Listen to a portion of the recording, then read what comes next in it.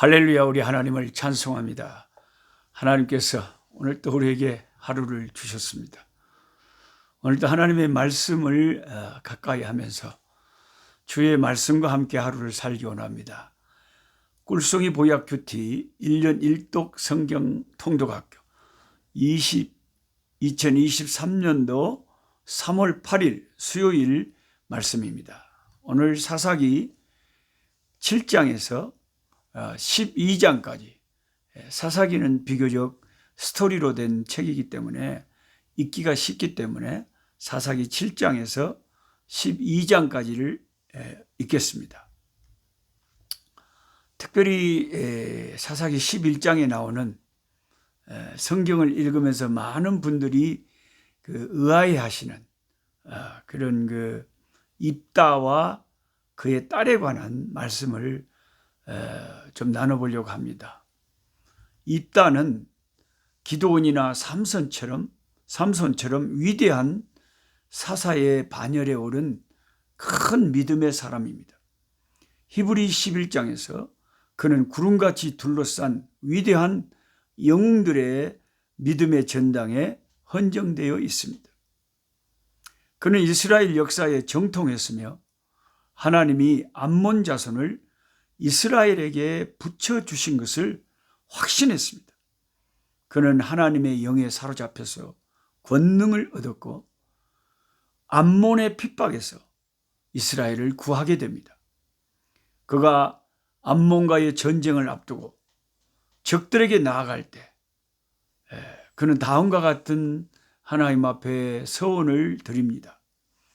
저를 암몬과의 전쟁에서 승리케 하시고 평안히 돌아오게 하시면, 암몬과의 전쟁에서 승리하고 돌아오게 하시면 뭘 소원하냐면 누구든지 나를 제일 먼저 영접하는 그를 번제물로 드리겠나이다.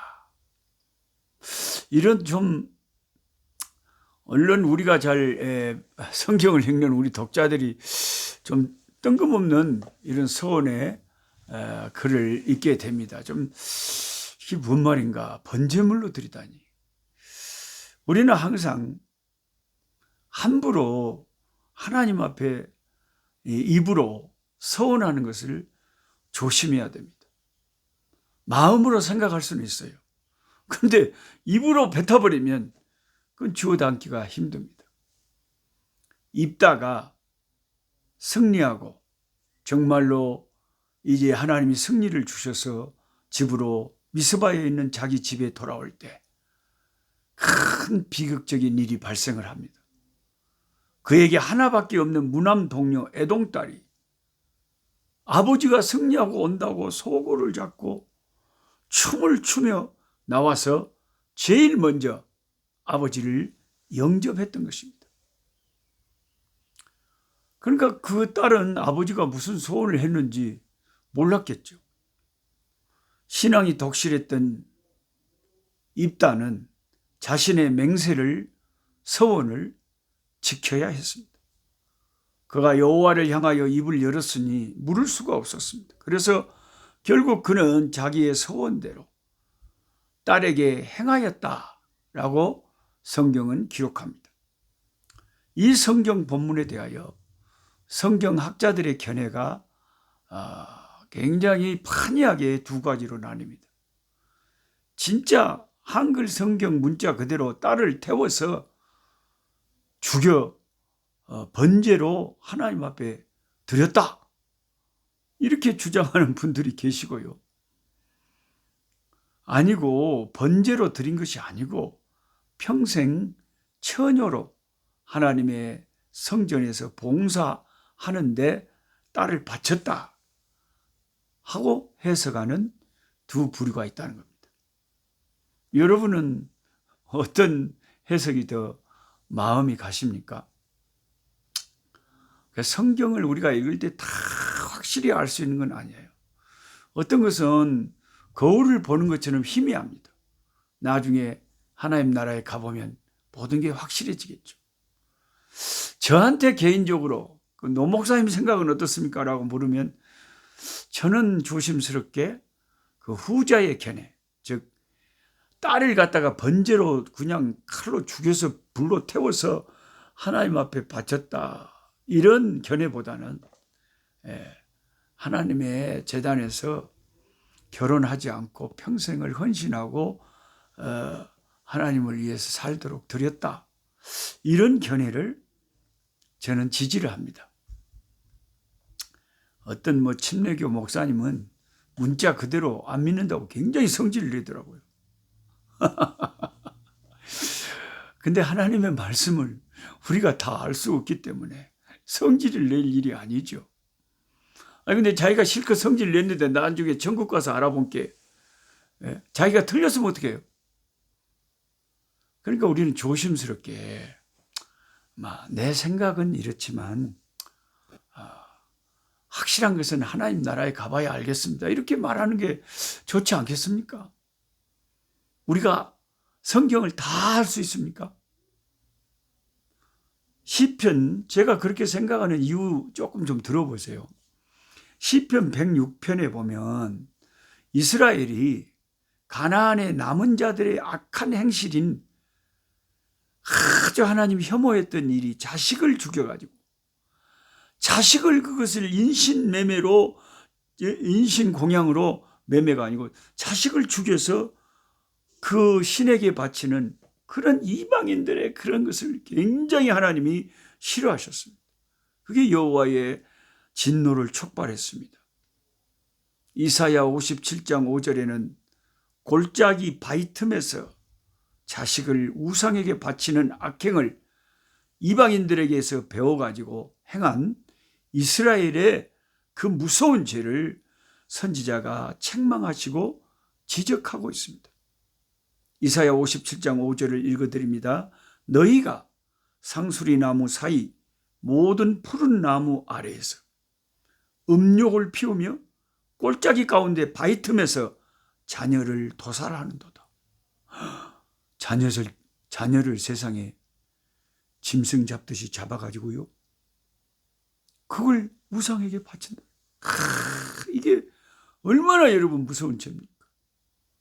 우리가 남미의 안데스 산맥에 마추픽추라고 그 고대 잉카 제국이 아주 신비한 그런 문화를 남기고 사라진 마추픽추 그 흔적이 있잖아요.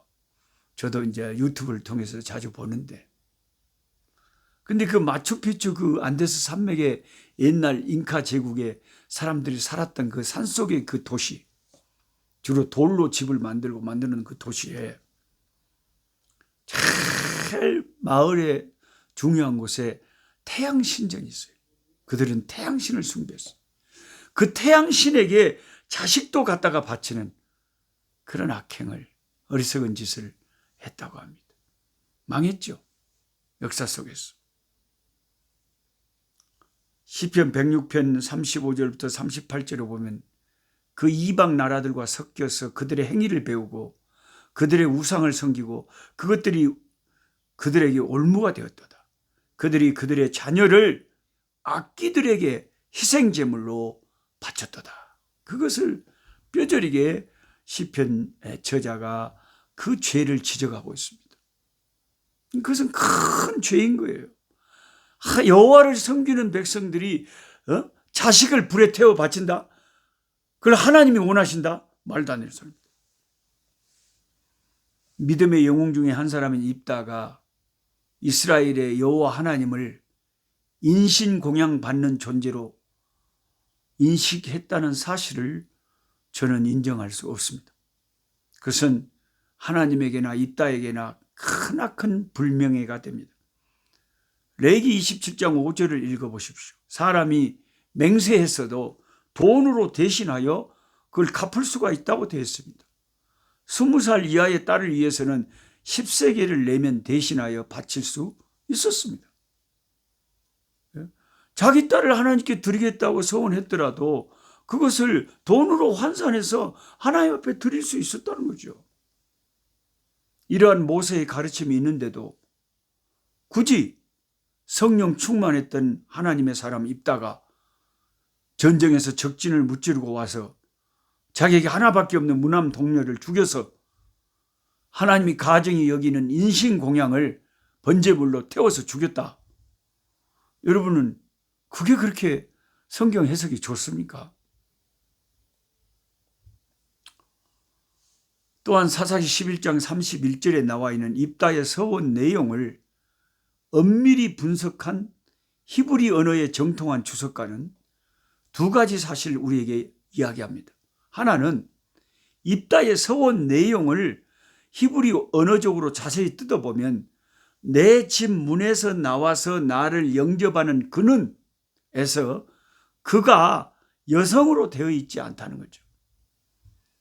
NIV는 it, 그것으로 표기하고 있습니다. 내 집 문에서 나와서 나를 영접하는 그것을 바치겠다 그랬잖아요. 그러므로 자신의 서원 내용에 충실하려면 여성이나 사람은 제되어야 한다는 거죠. 히브리어로 그것을 바치겠다라고 되어 있다는 거죠. 언제 입다가 사람을 바치겠다고 그랬습니까? 또한 본문을 분석한 히브리어에 익숙한 학자는 설명하기를 입다가 서원한 내용에서 여호와께 제일 먼저 나와서 나를 영접하는 그를 여호와께 돌릴 것이니에 쓰인 접속사는 이렇게 해석할 수 있대요. 여호와께 돌리거나 혹은 번제물로 드리겠습니다. 여호와께 돌려서 번제물로 드리겠습니다가 아니고 여호와께 돌릴 수도 있고 번제물로 드릴 수도 있습니다라는 그렇게 해석할 수도 있는 접속사가 쓰였다는 것입니다.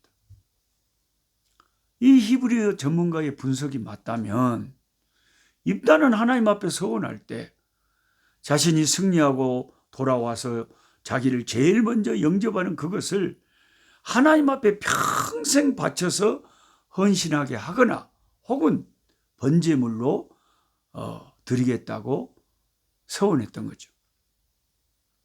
그리고 그 서원을 이행해서 딸 아이를 하나님께 드려 평생 처녀로서 하나님만 섬기고 살게 한 것이라는 이런 학자의 견해가 있는 것입니다. 사사기 11장 39절에 자기가 서원한 대로 딸에게 행하니, 자기가 서원한 대로 딸에게 행했대요. 그러면서 뭐라고 나와요? 딸이 남자를 알지 못하였더라. 딸이 남자를 알지 못하도록 딸에게 행했다. 그 말 아닙니까? 이 구절은 딸을 번제물로 드렸다면 아무 상관없는 언급에 해당하는 거죠. 매년 이 헌신을 기념해서 이스라엘 딸들이 입다의 딸을 애곡하여 격려했다는 것입니다. 그래서 영어 성경 NIV는, 저는 이 NIV 성경을 주로 사용하고 있습니다만은 한국 성경과는 달리 해석을 하고 있습니다. 아예 딸을 번제물로 죽게 하였다는 언급을 NIV는 전혀 하고 있지 않습니다. NIV 성경을 가지고 있는 분들은 보십시오. 예를 들어서 사사기 11장 38절을 한국어 성경과 킹제임스 버전은 뭐라고 번역했냐면 처녀로 죽음을 위하여 애곡하고 라고 킹제임스 버전처럼 번역했지만 NIV 성경에는 They wept, 그들은 울었다. Because she would never marry. 왜냐하면 그녀가 결코 결혼하지 이제 못하게 될 운명이라서 그래서 울었다. 그래서 애곡했다. 라고 말하고 있습니다. 죽음을 슬퍼한 게 아니고 평생 결혼 못하고 살아야 하는 운명을 슬퍼했다고 기록한 것입니다. 똑같은 원문을 가지고 영어 NIV 번역과 한글 성경의 번역이 확실히 다릅니다. 어느 것이 맞는지는 나중에 천국에 가면 판가름 나겠죠. 우리가 입다를 만날 거 아닙니까? 입다한테 물어보면 되잖아요. 딸 진짜로 죽여갖고 태워서 번제로 바쳤어요? 그럼 물어보면 알겠죠. 근데 성령에 감동되어 하나님에게 쓰임받은 히브리서의 저자가 사사 입다를 믿음의 영웅이라고 그랬잖아요. 하나님이 입다의 그 성전보, 암몬과의 성전보 이후에도 그 후에도 성경을 읽어보면 에브라임과의 싸움에서도 대승을 거두게 하시며 입다를 여전히 하나님은 쓰시고 계시잖아요. 그래서 저는 개인적으로 NIV 번역을 따르는 편입니다. 그만큼 여러분 NIV를 번역하시는 그 학자들은 그렇게 성경 해석을 킹제임스 버전과 다르게 했던 거죠. 한국 성경 번역하고 다르게 했다는 거예요. 하나님의 말씀 가지고 참 치열하게 제가 설명을 하다 보니까 벌써 시간이 한 15분 정도 지났네요. 때로는 하나님 말씀이 어렵습니다.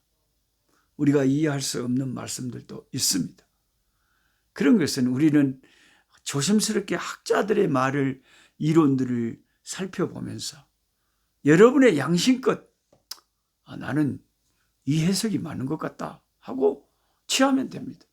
요한계시록의 해석도 마찬가지. 해석이 다양하잖아요. 이게 신앙 양심껏 자기가 선택하면 되는 거예요. 어떤 것이 확실히 맞는지는 천국에 가봐야 알겠습니다.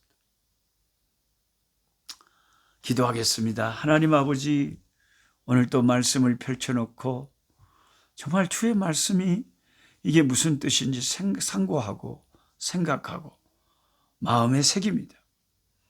하나님, 위대한 믿음의 사람들을 또한 아버지 그 영적인 암흑시대인 사사기에서도 보게 됩니다. 입다라고 하는 이 하나님의 사람이 성령에 감동되어서 이스라엘을 적진 암몬에게서 구출하고 아버지 하나님이여 참 이스라엘의 지도자로 쓰임받고 있습니다. 그가 승리하고 돌아왔을 때 제일 먼저 환영한 것이 자기 딸이었습니다. 제일 먼저 환영한 자를 하나님 앞에 바치겠다고 서원한 것 때문에 그는 그 딸을 하나님께 드렸습니다. 그게 번제물로 드려 사람을 죽여서 바쳤는지 아니면은 결혼하지 않고 처녀로서 평생 하나님의 제단에 섬기고 살게 했는지 학자들의 견해는 달라집니다. 하나님은 모든 사실을 알고 계시는 줄 압니다. 때로는 하나님 성경을 우리가 다 이해할 수 없지만 하나님 우리에게 믿음을 잃지 않게 도와주시고 그래도 주의 말씀이 진리임을 고백합니다. 지금은 거울을 보는 것처럼 희미하지만 주 앞에 서면 모든 것이 명확해질 줄 압니다. 아버지, 우리의 믿음이 약해지지 않게 하시고 더욱더 주의 말씀을 가까이 하며 성령의 인도함을 받는 우리가 되게 하옵소서. 예수님의 이름으로 기도하옵나이다. 아멘. 약한 자 힘주시고 강한 자 바르게 주 혼자 정케함이 주님의 뜻이라. 해 아래 압박 있는 곳 주 거기 계셔서 그 팔로 막아주